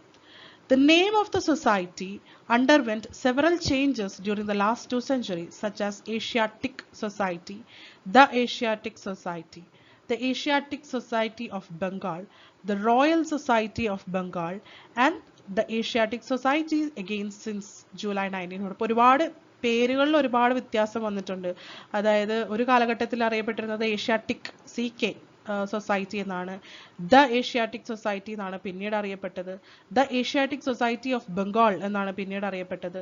The royal society of Bengal എന്നാണ് പിന്നീട് അറിയപ്പെട്ടത്. 1951 മുതൽ ഏഷ്യാറ്റിക് സൊസൈറ്റി എന്ന പേരിലാണ് ഇപ്പോൾ ഇന്ന് വരെയും ഇപ്പോൾ ആ ഒരു പേരാണ് നിലനിൽക്കുന്നത്. അപ്പോൾ അത് സ്റ്റാർട്ട് ചെയ്തത് സർ വില്യം ജോൺസ് ആണ് എന്ന് ഓർത്തു വയ്ക്കാം. Next oriental institute is Bhandarkar Oriental research Institute. ഇതിന്റെ പേരിൽ തന്നെ ഓറിയന്റൽ എന്നുള്ള വാക്കുള്ളത് കൊണ്ട് നമുക്ക് കുറച്ചും കൂടെ ഐഡന്റിഫൈ ചെയ്യാൻ എളുപ്പമാണ് അല്ലെ. ബന്ധാർക്കർ ഓറിയന്റൽ റിസർച്ച് ഇൻസ്റ്റിറ്റ്യൂട്ട് സ്ഥിതി ചെയ്യുന്നത് പൂനെയിലാണ്. This institute, often abbreviated as BORI, was started in AD 1917 at Pune to commemorate the life and works of R.G. Bhandarkar. ബന്ധാർക്കർ എന്നുള്ള പേരിൽ തന്നെ ഉണ്ടല്ലോ. R.G. ബന്ധാർക്കറിന്റെ ലൈഫും വർക്ക്സും കൊമമറേറ്റ് ചെയ്യാൻ, ഓർത്തു വെക്കാൻ വേണ്ടി, അതിന്റെ സ്മരണാർത്ഥം സ്റ്റാർട്ട് ചെയ്തിട്ടുള്ള ഒരു ഇൻസ്റ്റിറ്റ്യൂട്ടാണ് ബന്ദാർക്കർ. Who is R.G. Bandarkar? He is a distinguished pioneer of scientific Orientology in India. Orientology എന്ന് പറയുന്ന നമ്മുടെ ഒരു ഏൻഷ്യൻറ്റ് കൾച്ചർ, ഏൻഷ്യൻറ്റ് ഈസ്റ്റേൺ കൾച്ചറിനെ കുറച്ചും കൂടെ സയൻറ്റിഫിക് ആയിട്ട് പഠിച്ചിട്ടുള്ള ഒരു വ്യക്തിയാണ് R.G. Bandarkar. The institute is also bringing out periodically the annals containing research papers. The annals എന്ന് പറയുന്ന ഒരു പീരിയോഡിക്കൽ പബ്ലിക്കേഷനും കൂടെ ഈ ഒരു റിസർച്ച് ഇൻസ്റ്റിറ്റ്യൂട്ടിൻ്റെ ഭാഗമായിട്ട് പുറത്തുവിടുന്നുണ്ട്. അതിൽ മേജറായിട്ടും റിസർച്ച് പേപ്പേഴ്സ് ആണ്, ഗവേഷണമായി പ്രബന്ധങ്ങൾ അല്ലെങ്കിൽ റിസർച്ച് പേപ്പേഴ്സിൻ്റെ ഒരു കമ്പൈലേഷൻ ആണ് ഈ ആനൽസ് എന്ന് പറഞ്ഞ് പീരിയോഡിക്കലി പുറത്തുവിടുന്ന ഈ ഒരു പബ്ലിക്കേഷൻ. നമ്മൾ ആദ്യത്തേതിൽ പറഞ്ഞു, അടയാറിൻ്റെ അകത്ത് പറഞ്ഞു അല്ലേ, ബ്രഹ്മവിദ്യ എന്ന് പറഞ്ഞിട്ടുള്ളൊരു മാഗസീൻ, ഒരു ജേണലിനെ കുറിച്ചൊക്കെ നമ്മൾ പറഞ്ഞു. അപ്പോൾ ബന്ദാർക്കർ ഓറിയന്റൽ റിസർച്ച് ഇൻസ്റ്റിറ്റ്യൂട്ട് അല്ലെങ്കിൽ ബോറി എന്ന് പറയുന്ന ഈ ഒരു റിസർച്ച് ഇൻസ്റ്റിറ്റ്യൂട്ട് R.G. ബന്ദാർക്കറിൻ്റെ സ്മരണാർത്ഥം ആരംഭിച്ചിട്ടുള്ള ഒരു റിസർച്ച് ഇൻസ്റ്റിറ്റ്യൂട്ടാണ്. ആൻഡ് പീരിയോഡിക്കലിൻ്റെ പേരും ഓർത്തു വയ്ക്കുക, the Annals. Next is Ganganath Jha Kendriya Samskrita Vidyapita, Allahabad. ഇതും ഒരു ഓറിയന്റൽ റിസർച്ച് ഇൻസ്റ്റിറ്റ്യൂട്ട് ആണ്. Established in AD 1934, it was formerly known as the G.N. Jha Research Institute. Ganganath എന്നുള്ളതിൻ്റെ ഷോർട്ടാണ് GN. G.N. Jha Research Institute എന്നാണ് ഈ ഒരു research institute അറിയപ്പെട്ടിരുന്നത്. It was started to perpetuate the memory of Ganganath Jha, who was an eminent Indologist, a great scholar in Sanskrit, and a vice chancellor of the Allahabad University for 9 years. അതായത് Ganganath Jha എന്ന് പറയുന്നത് he is an eminent scholar, ഒരു സംസ്കൃത പണ്ഡിതനായിരുന്നു, അലഹാബാദ് യൂണിവേഴ്സിറ്റിയുടെ vice chancellor ആയിരുന്നു. അപ്പോൾ ഗംഗാനാഥ് ഷായുടെ സ്മരണാർത്ഥം പണി കഴിപ്പിച്ചിട്ടുള്ള ഒരു റിസർച്ച് ഇൻസ്റ്റിറ്റ്യൂട്ടാണ് ഗംഗാനാഥ് ഷാ കേന്ദ്രീയ സംസ്കൃത വിദ്യാപീഠ എന്ന് പറയുന്നത്. The institute was taken over by the government of India in AD 1945, placed under the Rashtriya Samskrita Samsthana of Delhi and renamed Ganganath Jha Kendriya Samskrita Vidyapita. അപ്പോൾ ആദ്യം അറിയപ്പെട്ടിരുന്നത് G.N. Jha റിസർച്ച് ഇൻസ്റ്റിറ്റ്യൂട്ട് എന്നായിരുന്നു. പിന്നീട് government of India ഏറ്റെടുത്തതിന് ശേഷം അതിനെ രാഷ്ട്രീയ സംസ്കൃത സംസ്ഥാന ഓഫ് ഡൽഹിയുടെ അണ്ടറിലേക്ക് കൊണ്ടുവരികയും അതിൻ്റെ പേര് ഗംഗാനാഥ് ഝാ കേന്ദ്രീയ സംസ്കൃത വിദ്യാപീഠ എന്ന് തിരുത്തുകയും അല്ലെങ്കിൽ മാറ്റുകയും ചെയ്തു. Okay, Kuppuswamy Sastri Research Institute ചെന്നൈയിലാണ്, മദ്രാസിലാണ് കുപ്പസ്വാമി ശാസ്ത്രി റിസർച്ച് ഇൻസ്റ്റിറ്റ്യൂട്ട് സ്ഥിതി ചെയ്യുന്നത്. It was founded in AD 1944 in memory of the great savant S. Kuppuswamy Shastri in AD 1944. ആരാണ് കുപ്പസ്വാമി ശാസ്ത്രി? കുപ്പസ്വാമി ശാസ്ത്രി എന്ന് പറഞ്ഞാൽ an eminent scholar, Sanskrit scholar ആണ്. അതുപോലെ തന്നെ മദ്രാസ് കോളേജ്, മദ്രാസ് സാൻസ്ക്രിറ്റ് കോളേജിൻ്റെ ഫസ്റ്റ് പ്രിൻസിപ്പൽ കൂടിയായിരുന്നു കുപ്പസ്വാമി ശാസ്ത്രി. അപ്പോൾ കുപ്പസ്വാമി ശാസ്ത്രിയുടെ മെമ്മറിയിൽ സ്റ്റാർട്ട് ചെയ്തിട്ടുള്ള ഒരു ഇൻസ്റ്റിറ്റ്യൂട്ടാണ് Kuppuswamy Sastri Research Institute, oriental ഇൻസ്റ്റിറ്റ്യൂട്ടാണ്. ആൻഡ് കുപ്പസ്വാമി ശാസ്ത്രി ഇൻസ്റ്റിറ്റ്യൂട്ട് പുറത്തിറക്കിയ ജേണലിൻ്റെ പേരാണ് ജേണൽ ഓഫ് ഓറിയന്റൽ റിസർച്ച്. അപ്പോൾ ഓരോ ജേണൽസും ഓർത്ത് വയ്ക്കാം, മാച്ച് ദ ഫോളോയിങ് പോലെയുള്ള ചോദ്യങ്ങൾ ചോദിക്കാനുള്ള സാധ്യതയുണ്ട്. അപ്പോൾ ജേണൽ ഓഫ് ഓറിയന്റൽ റിസർച്ച് പുറത്തിറക്കുന്ന ഇൻസ്റ്റിറ്റ്യൂട്ട് ഏതാണ്? കുപ്പസ്വാമി ശാസ്ത്രി റിസർച്ച് ഇൻസ്റ്റിറ്റ്യൂട്ട് ആണ്. And it's situated in Chennai. Next is Madras Sanskrit college. It is also situated in Chennai. The college was founded in AD 1905 by V. Krishnaswamy Iyer and started working from February 1906. The course was for a duration of 5 years and was modeled on the traditional methods of teaching. The certificate awarded to successful students was for Visarada degree, the subjects being Vedas, Vedanta, Mimamsa, Smritis and some allied subjects. So basically Sanskrit കോളേജാണ്. അവിടെ പഠിപ്പിച്ചിരുന്നത് വേദങ്ങളും വേദാന്താസ്, മീമാംസ തുടങ്ങിയിട്ടുള്ള സബ്ജക്റ്റുകളാണ് അവിടെ പഠിപ്പിച്ചിരുന്നത്. ഈ മദ്രാസ് സാൻസ്ക്രിറ്റ് കോളേജിൻ്റെ ആദ്യത്തെ പ്രിൻസിപ്പളാണ് കുപ്പസ്വാമി ശാസ്ത്രി എന്നാണ് അത് ഓർത്ത് വയ്ക്കുക. Conventional method, traditional methods of teaching ആണ് ഫോളോ ചെയ്തിരുന്നത്. അപ്പോൾ മദ്രാസ് സാൻസ്ക്രിറ്റ് കോളേജും ഒരു ഓറിയന്റൽ ഇൻസ്റ്റിറ്റ്യൂട്ടാണ് എന്ന് ഓർത്ത് വയ്ക്കുക. Next is Mythic Society, Bangalore. An institution devoted to the study and research of religion, philosophy, history, ethnology, and culture, the Mythic Society of Bangalore was founded in AD 1909, primarily at the initiative of F.J. Richards, the then collector of Civil and Military Station of Bangalore.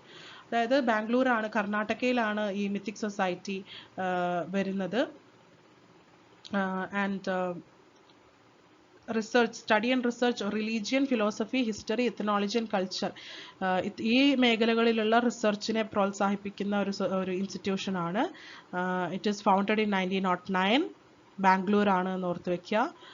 It's an initiative of F.J. Richards. F.J. Richards എന്ന് പറയുന്ന collector of civil and military station, cantonment of Bangalore, അദ്ദേഹമാണ് ഈ ഒരു mythic society start ചെയ്യുന്നത് എന്ന് ഓർത്ത് വെക്കുക. അപ്പോൾ ഈ പേരുകളെല്ലാം കൃത്യമായിട്ടും, അതായത് ഓറിയന്റൽ ഇൻസ്റ്റിറ്റ്യൂട്ട്സ് ഏതൊക്കെയാണ് എന്ന് ഐഡന്റിഫൈ ചെയ്യാനായിട്ട് ചോദ്യം വന്നാൽ ഈ പേരുകളെല്ലാം തന്നെ നമ്മുടെ മെമ്മറിയിൽ ഉണ്ടാവണം. അപ്പോൾ അതിന് വേണ്ടിയിട്ടാണ് ഈ പേരുകൾ ഓരോന്നും പിന്നെയും പിന്നെയും സ്ട്രെസ് ചെയ്ത് പറയുന്നത്. Next is Oriental Institute Baroda. പേരിൽ തന്നെ ഓറിയന്റൽ എന്ന് ഉള്ളത് കൊണ്ട് നമുക്ക് കുറച്ചും കൂടി ഈസിയാണ്. Oriental Institute Baroda was first founded at the instance of Sayyaji Rao Gaikwad, the third by the then Diwan in AD 1893 with a small collection of manuscripts and printed text. അതായത് അന്നത്തെ കാലത്തെ ദിവാൻ ആയിട്ടുള്ള സയ്യാജി റാവോ ഗാക്വാദ് എന്നും പറയും, അദ്ദേഹമാണ് ഈ ഒരു ഓറിയന്റൽ ഇൻസ്റ്റിറ്റ്യൂട്ട്, ബറോഡയിലെ ഇൻസ്റ്റിറ്റ്യൂട്ട് സ്റ്റാർട്ട് ചെയ്യുന്നത്. With a small collection of manuscripts and printed text. It formed a part of the Sanskrit section of the Central Library of Baroda. The now famous Gakwad's Oriental series was started in AD 1915. The Kavya Mimamsa of Rajashekara was the first publication. അപ്പോൾ ഗാക്വാഡ്സ് Oriental series എന്ന് പറഞ്ഞ publication start ചെയ്യുന്നത് ഈ oriental institute ആണ്. And അതിൽ വന്നിട്ടുള്ള ആദ്യത്തെ പബ്ലിക്കേഷനാണ് കാവ്യമീമാംസ of Rajasekhara. കാവ്യമീമാംസ of രാജശേഖരയാണ് ഈ ഗാക്വാഡ്സ് ഓറിയന്റൽ സീരീസ് എന്ന് പറയുന്ന പബ്ലിക്കേഷനിൽ ആദ്യം വന്നിട്ടുള്ള വർക്ക് എന്ന് പറയുന്നത്. ഇപ്പോൾ ബറോഡയിലാണ് സ്റ്റാർട്ട് ചെയ്തത് സയ്യാജി റാവോ ഗാക്വാദ്. അപ്പം അദ്ദേഹത്തിൻ്റെ പേരിലാണ് ആ സീരീസും, Gaekwad's Oriental Series. Next is Oriental Manuscripts Library, Trivandrum. നമ്മുടെ കേരളത്തിലേക്കാണ് നമ്മൾ വന്നത്. Started in AD 1911 as a department of the government of Travancore, it was amalgamated with the Manuscripts Library of the Kerala University. Kerala Universityയുടെ ആയിട്ട് associate ചെയ്ത് വന്നിട്ടുള്ള ഒരു ലൈബ്രറിയാണ് Oriental Manuscripts Library. It has a collection of over 50,000 manuscripts in Sanskrit, Malayalam and other languages. കേരളത്തിലാണ്, അതുകൊണ്ട് തന്നെ മലയാളം, സംസ്കൃതം, അങ്ങനെ പല ലാംഗ്വേജസിൽ വരുന്ന 50,000-ഓളം മാനുസ്ക്രിപ്റ്റുകൾ ഈ ഒരു ലൈബ്രറിക്കകത്തുണ്ട്. It is publishing 2 journals, one in Sanskrit, ഒന്ന് സാൻസ്ക്രിറ്റിലാണ്, പിന്നെ ഒന്ന് മലയാളത്തിലുമാണ്. സാൻസ്ക്രിറ്റിലുള്ള ജേർണലിന്റെ പേരാണ് journal of the Kerala University Oriental Manuscripts library. ഓർത്തു വയ്ക്കാൻ എളുപ്പമാണ്, journal of Kerala University Oriental Manuscripts library. ഇനി അടുത്തത് മലയാളത്തിലാണ്. അതിൻ്റെ പേരെന്താണ്? ഭാഷാ ത്രൈമാസികം എന്നാണ് ആ ഒരു ജേർണലിൻ്റെ പേര്. 2 ജേർണലാണ് ട്രിവാൻഡ്രത്തുള്ള ഓറിയന്റൽ മാനുസ്ക്രിപ്റ്റ്സ് ലൈബ്രറി പുറത്തിറക്കുന്നത്. ഒന്ന് സാൻസ്ക്രിറ്റിലും ഒന്ന് മലയാളത്തിലുമാണ്. സാൻസ്ക്രിറ്റിലുള്ള journal of the Kerala University Oriental Manuscripts Library എന്നാണ്. മലയാളത്തിലുള്ള ജേർണൽ ഭാഷാ ത്രൈമാസികം എന്നാണ് അതിൻ്റെ പേര്. അപ്പം ഈ ജേർണലുകളെല്ലാം തന്നെ ഓരോ യൂണിവേഴ്സിറ്റി, ഓരോ ഓറിയന്റൽ റിസർച്ച് ഇൻസ്റ്റിറ്റ്യൂട്ട് എഴുതി അതിൻ്റെ ജേർണൽ എഴുതി സെപ്പറേറ്റ് ആയിട്ട് സൂക്ഷിച്ചു വെക്കുക. കാരണം മാച്ച് ദ ഫോളോയിങ് പോലെയുള്ള ചോദ്യങ്ങൾ ചോദിക്കാനായിട്ട് സാധ്യതയുണ്ട്. Next is oriental research institute Mysore. Chamaraja Wadeyar, the Maharaja of the erstwhile Mysore state, who was a staunch admirer and follower of Hindu values of life, founded this Oriental Institute in AD 1891. It was then known as Oriental Library. Oriental research Institute മൈസൂരിലെ ഈ ഒരു research institute ആരംഭിക്കുന്നത് അന്നത്തെ മൈസൂർ മഹാരാജാവായിട്ടുള്ള ചാമരാജ വോദയാറാണ്. പിന്നീട് ഈ ഒരു institute oriental library എന്ന പേരിൽ അറിയപ്പെട്ടു. Okay. Starting with the publication of Abhastamba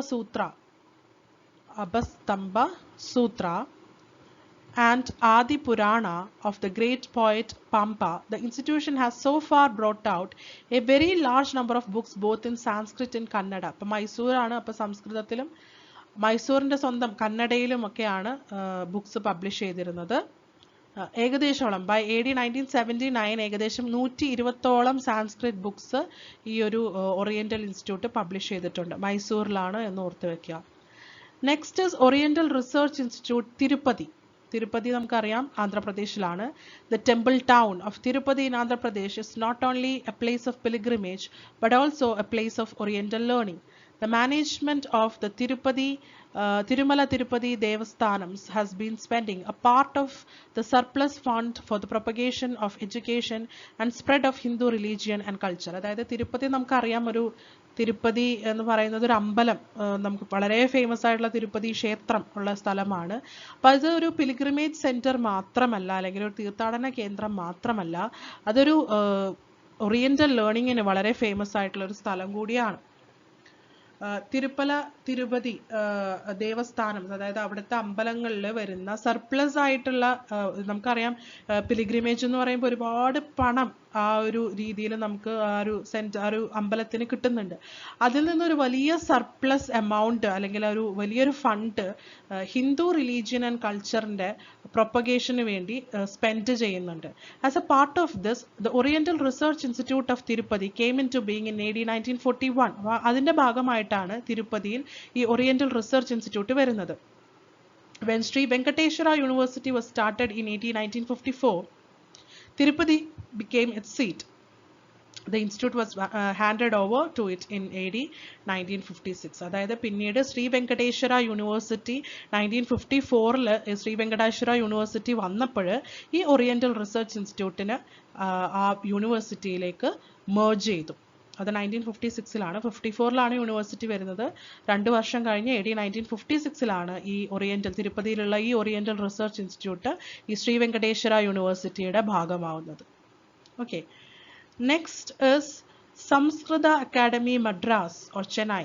The Samskrita Academy of Madras was started in AD 1927 in the Senate Hall of the old Senate building of the University of Madras by Pandit Madan Mohan Malaviya. അപ്പോൾ പണ്ഡിറ്റ് മദൻ മോഹൻ മാളവ്യ ആണ് നമ്മുടെ മദ്രാസ് യൂണിവേഴ്സിറ്റിയുടെ senate ഹാളിലാണ് ഈ ഒരു research institute, ഈ ഒരു oriental institute start ചെയ്യുന്നത്.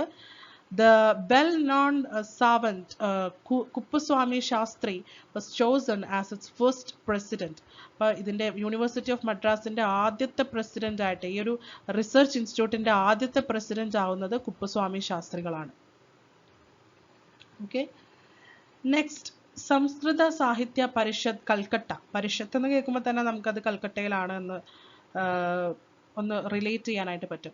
This institution owes its origin to a handful of Sanskrit pundits with limited financial resources but endowed with unlimited love and zeal for the rich heritage of the country. അതായത് ഒരുപാട് സംസ്കൃത പണ്ഡിതന്മാരുടെ കൂട്ടായിട്ടുള്ള ഒരു എഫേർട്ടാണ് ഈ സംസ്കൃത സാഹിത്യ പരിഷത്ത് എന്ന് പറയുന്നത്.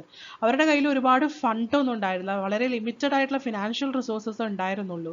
പക്ഷെ നമ്മുടെ ഹെറിറ്റേജ്, നമ്മുടെ വൈവിധ്യം, നമ്മുടെ പാരമ്പര്യം, നമ്മുടെ സംസ്കാരം, ഇതിനോടുള്ള അളവറ്റ സ്നേഹവും എന്തൂസിയാസവുമാണ് അവർക്ക് ഉണ്ടായിരുന്നത്. അതുകൊണ്ടാണ് അവർ ഇത്രയും എഫേർട്ട് എടുത്തുകൊണ്ട് ഈ ഒരു സാഹിത്യ പരിഷത്ത് രൂപം കൊണ്ടത്.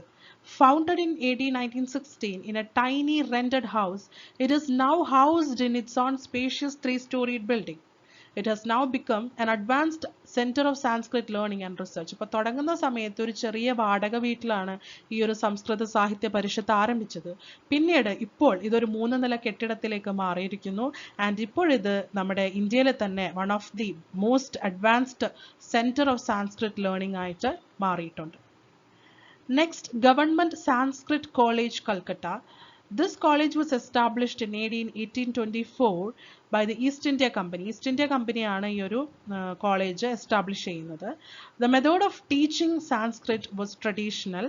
The subjects taught too were the usual traditional ones like Nyaya and other systems of philosophy, grammar, astrology and Ayurveda. അതായത് ഫിലോസഫി, ഗ്രാമർ, അസ്ട്രോളജി, ആയുർവേദം തുടങ്ങിയിട്ടുള്ള ഡിഫറെൻറ്റ് സബ്ജക്റ്റുകളാണ് ഈ ഒരു കോളേജിൽ പഠിപ്പിച്ചിരുന്നത്.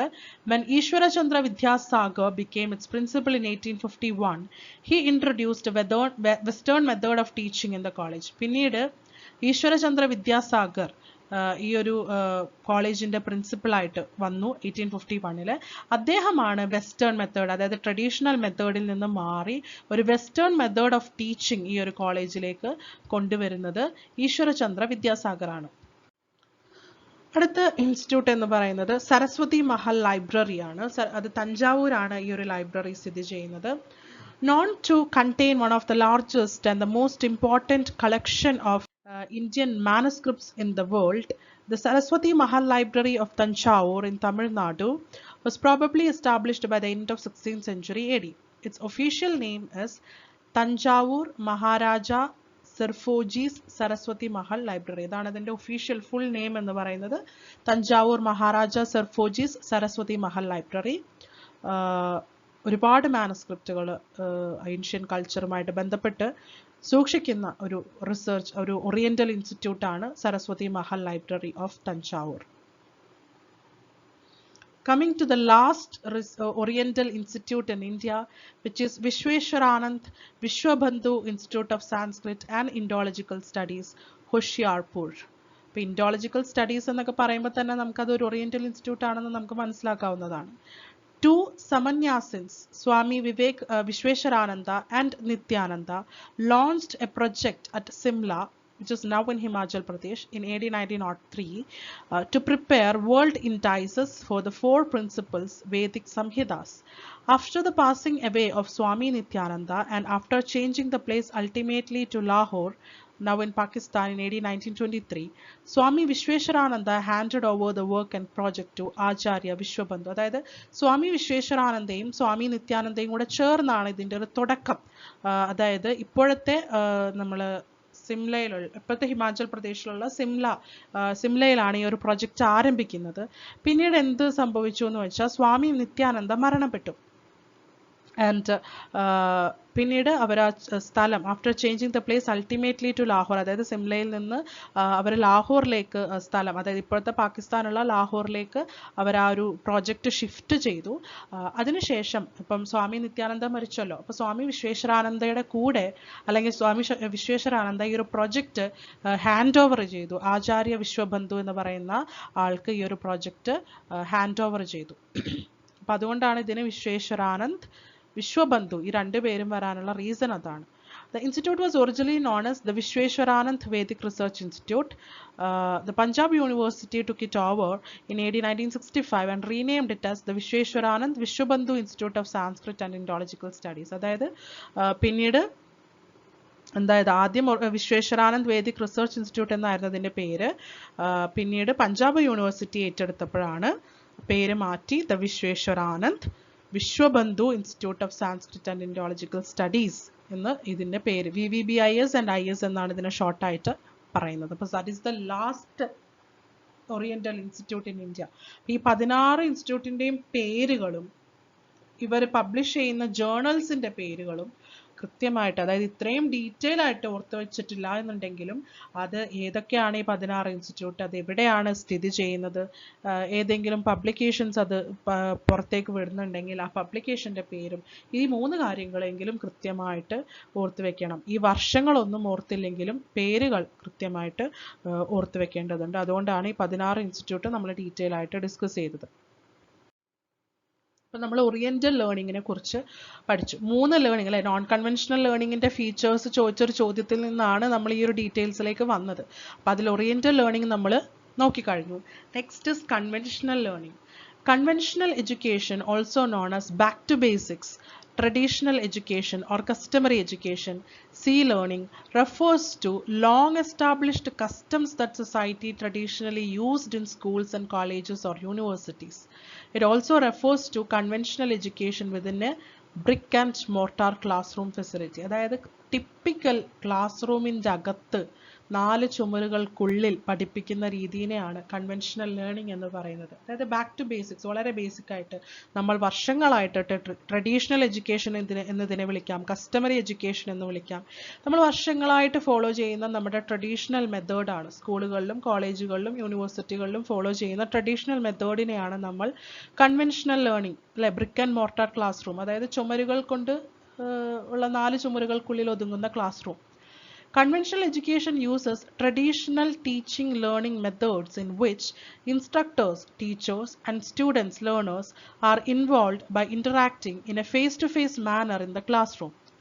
These instructors initiate discussions in the classroom and focus exclusively on knowing content in textbooks and notes.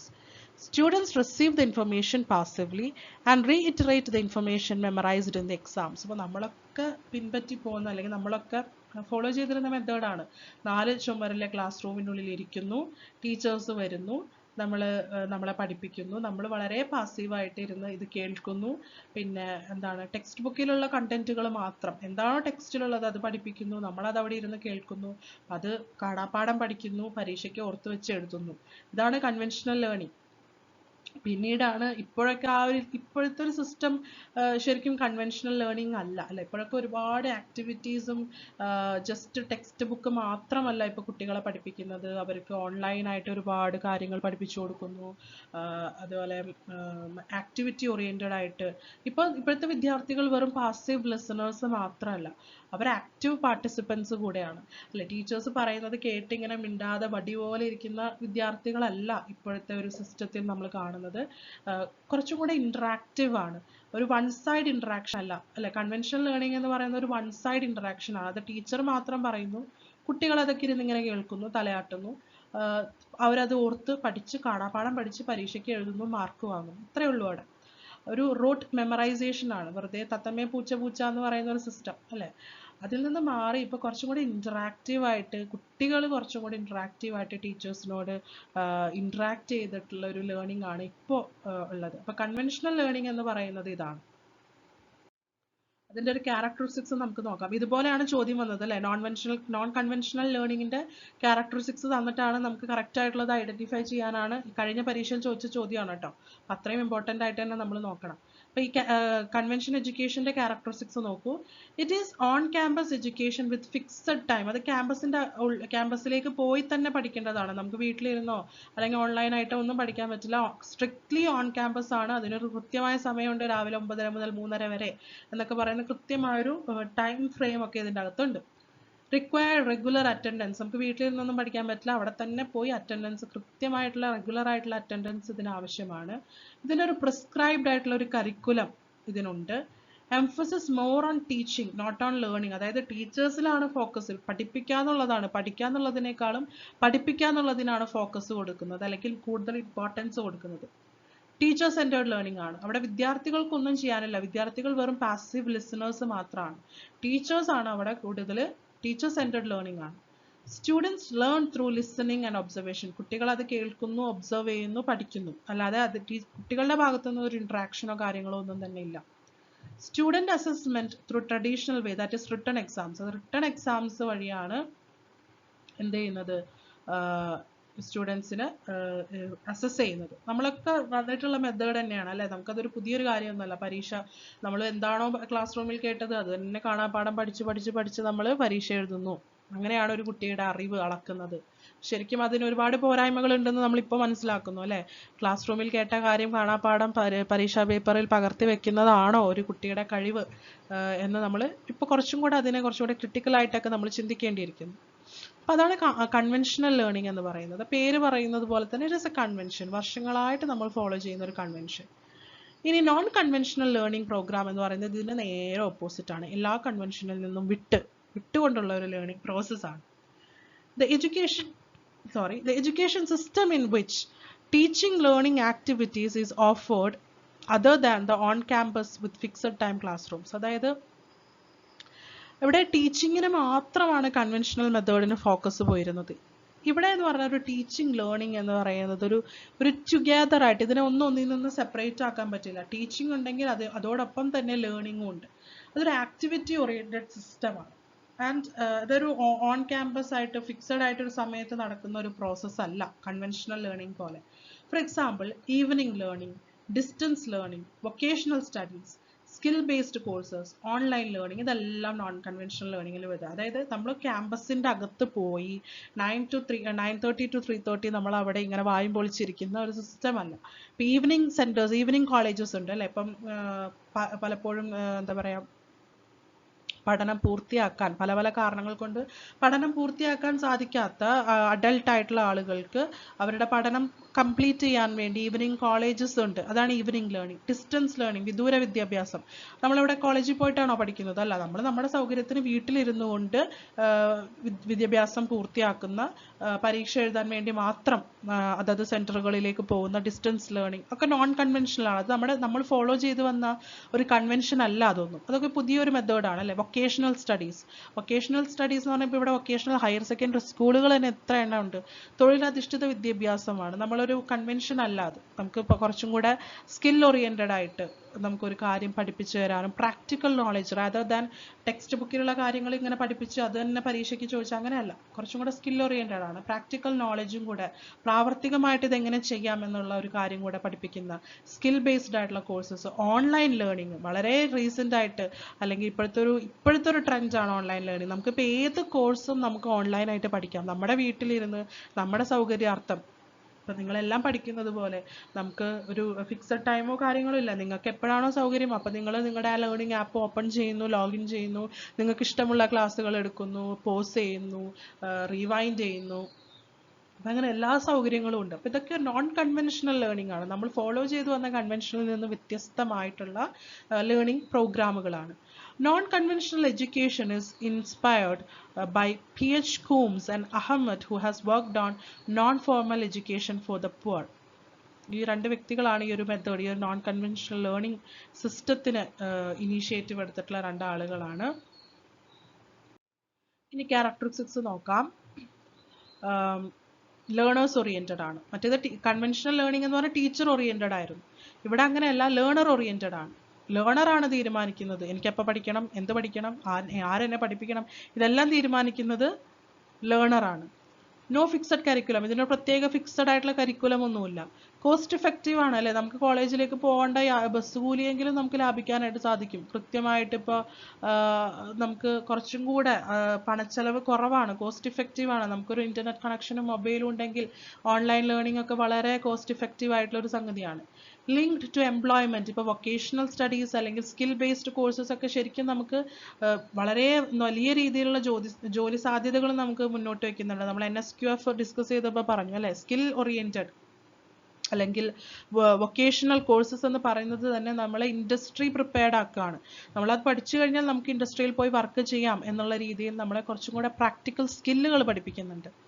Continuous ആണ്, for improvement of quality ഇംപ്രൂവ്മെൻറ്റിന് വേണ്ടിയിട്ടാണ്.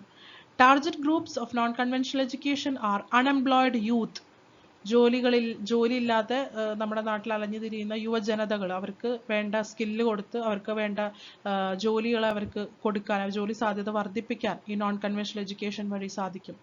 School dropped out, പല കാരണങ്ങൾ കൊണ്ട് സ്കൂൾ വിദ്യാഭ്യാസം നിർത്തിയവർക്ക് ഈവനിങ് കോളേജസ് പോലെ അല്ലെങ്കിൽ ഡിസ്റ്റൻസ് എഡ്യൂക്കേഷൻ പോലെയുള്ള സിസ്റ്റം ഉപകാരപ്രദമാണ്. അണ്ടർ പ്രിവിലേജ്ഡ് ആയിട്ടുള്ള ആളുകൾ, പോയി പഠിക്കാൻ ഉള്ള പ്രിവിലേജ് ഇല്ലാത്ത ആളുകൾ, സ്ത്രീകൾ, പെൺകുട്ടികൾ, ട്രൈബൽ കമ്മ്യൂണിറ്റിയിലുള്ളത്, മൈനോറിറ്റി കമ്മ്യൂണിറ്റി, ന്യൂനപക്ഷ ആളുകൾ, മതന്യൂനപക്ഷങ്ങൾ, ഇവർക്കൊക്കെ എപ്പോഴും ഒരു വലിയ എന്താ പറയുക, ഭയങ്കര പ്രീമിയം ഇൻസ്റ്റിറ്റ്യൂട്ടുകളിലോ അല്ലെങ്കിൽ സ്കൂളുകളിലോ കോളേജുകളിലോ ഒക്കെ ദിവസവും പോയി പഠിക്കാൻ ചിലപ്പോൾ സാധിച്ചു എന്ന് വരില്ല. പലപ്പോഴും അവർക്ക് അതിന് പല പല ലിമിറ്റേഷൻസ് ഉണ്ടാവും. അത്തരത്തിലുള്ള പ്രിവിലേജ് ഇല്ലാത്ത ആളുകൾക്ക് ഏറ്റവും ഉപകാരപ്രദമായിട്ടുള്ള ഒരു സംഗതിയാണ് ഈ നോൺ കൺവെൻഷണൽ ലേണിംഗ് എന്ന് പറയുന്നത്. Literacy programme, this type of education is also for literacy programmes. അതായത് ബേസിക് ആയിട്ടുള്ള സാക്ഷരത, എഴുത്തും വായനയും, അടിസ്ഥാനപരമായിട്ടുള്ള എഴുത്തും വായനയും കൊടുക്കാനുള്ള സാക്ഷരതാ മിഷന്റെ പ്രോഗ്രാമുകളെല്ലാം ഈ നോൺ കൺവെൻഷണൽ ലേണിംഗിന്റെ ഒരു വലിയ എക്സാമ്പിളാണ്. അപ്പോൾ അത്തരത്തിൽ നമ്മൾ 3 ടൈപ്പ് ഓഫ് ലേണിംഗ് ആണ് പഠിച്ചത്: conventional, non conventional and oriental learning.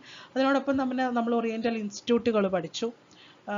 പിന്നെ അങ്ങനെ ഒരുപാട് കാര്യങ്ങൾ ഇന്ന് ചോദ്യവുമായി റിലേറ്റഡ് ആയിട്ട് നമ്മൾ ഹെർമന്യൂട്ടിക്സ് എന്ന് പറയുന്ന ടേം പഠിച്ചു, NSQF എന്ന് പറയുന്ന കോൺസെപ്റ്റ് പഠിച്ചു. ഇനി ഇതിന് നമുക്കിനി നോക്കാനുള്ളത് പ്രീ ഇൻഡിപെൻഡൻസ്, അതായത് ഇൻഡിപെൻഡൻസിന് മുമ്പുള്ള എഡ്യൂക്കേഷൻ കമ്മീഷൻസ്, അതാണ് ഇനി നമ്മൾ ഡിസ്കസ് ചെയ്യാൻ ഇന്ന് ഡിസ്കസ് ചെയ്ത ഒരു ചോദ്യമായിട്ടല്ലേ മാച്ച് ദ ഫോളോയിങ്ങിൽ വന്ന Sadler commission, Calcutta education commission എന്ന് പറയുന്ന സാഡ്ലർ കമ്മീഷൻ എന്ന് പറയുന്ന ഒരു കാര്യം നമ്മൾ ഡിസ്കസ് ചെയ്തു. അപ്പോൾ ഇനി അത് വരുന്നത് പ്രീ ഇൻഡിപെൻഡൻസ് എഡ്യൂക്കേഷണൽ പോളിസീസിൽ അല്ലെങ്കിൽ കമ്മീഷൻസിലാണ് ഇത് വരുന്നത്. പോസ്റ്റ് ഇൻഡിപെൻഡൻസ് നമ്മൾ ഓൾറെഡി ഒരു ക്ലാസ് ചെയ്തിട്ടുണ്ട്, അപ്പോൾ ആ ക്ലാസ് കേൾക്കാത്തവരുണ്ടെങ്കിൽ തീർച്ചയായിട്ടും കേൾക്കാം.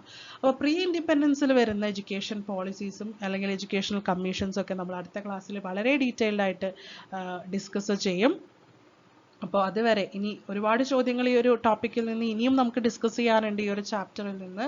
അപ്പം അത് നമുക്ക് അടുത്ത ക്ലാസ്സുകളിൽ നമുക്ക് ഇനിയും ഒരുപാട് ഡിഫറെൻറ്റ് ടൈപ്പ് ഓഫ് ക്വസ്റ്റ്യൻസ് പരിചയപ്പെടാം. ചോദ്യങ്ങൾ പരിചയപ്പെടുന്നതിനോടൊപ്പം നമുക്ക് പുതിയ പുതിയ ടോപ്പിക്കുകളും പഠിക്കാം. പഠിച്ച ടോപ്പിക്കുകൾ നമുക്ക് റിവൈസ് ചെയ്യുകയും ചെയ്യാം. അപ്പോൾ ഇന്നത്തെ ക്ലാസ് എല്ലാവർക്കും വളരെ യൂസ്ഫുൾ ആയി എന്ന് വിശ്വസിക്കുന്നു. അടുത്ത ക്ലാസ്സിൽ പുതിയ പുതിയ ചോദ്യങ്ങളുമായിട്ട് നമുക്ക് വീണ്ടും കാണാം. അതുവരെ happy learning. Thank you so much.